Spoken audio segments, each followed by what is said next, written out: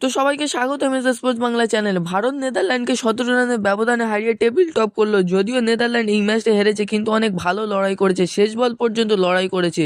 অন্ততপক্ষে পাকিস্তানের থেকে ভালো লড়াই করেছে। যেখানে পাকিস্তান 18 ওভারে গুড়িয়ে গেছে, সেখানে নেদারল্যান্ড শেষ বল পর্যন্ত লড়াই করেছে। সাব্বাস। যেখানে পাকিস্তানের পাওয়ার প্লেতে 4টে উইকেট পড়ে গেছিল, সেখানে নেদারল্যান্ডের পাওয়ার প্লেতে মাত্র একটা উইকেট পড়েছে। এই ম্যাচটা নেদারল্যান্ড জিততে পারবে না আগে থেকেই সবাই জানতো, কিন্তু ওরা একটা সময় কাঁটায় কাঁটায় চলে এসেছিল। সেই সময় বরুণ চক্রবর্তী এসে 3টে বল করার পর 4 নম্বর বলে একটা উইকেট ফেলে দেয়। তারপর থেকে আরো ভালোভাবে ক্লিয়ার হয়ে যায়। এই গ্রুপে ভারত টপ করবে সেটা তো জানা বিষয়, আর যদি কোনো আনপ্রেডিক্টেবল বিষয় হতো সে ব্যাপারটা আলাদা। তবে কিছু চিন্তার বিষয়, অভিষেক শর্মা এটা নিয়ে এই বিশ্বকাপে পরস্পর 3টে ডাক মারলো।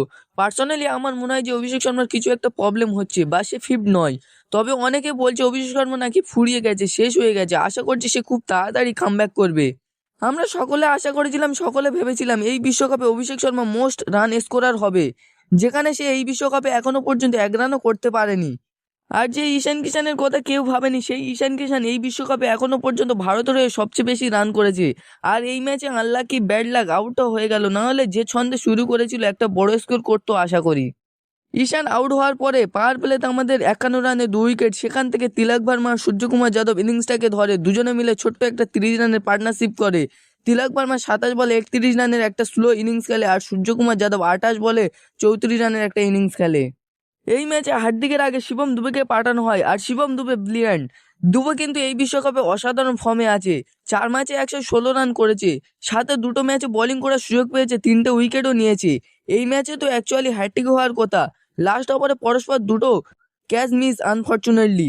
এই ম্যাচে তো 200 স্ট্রাইক রেটে 66 রান করেছে দুবে।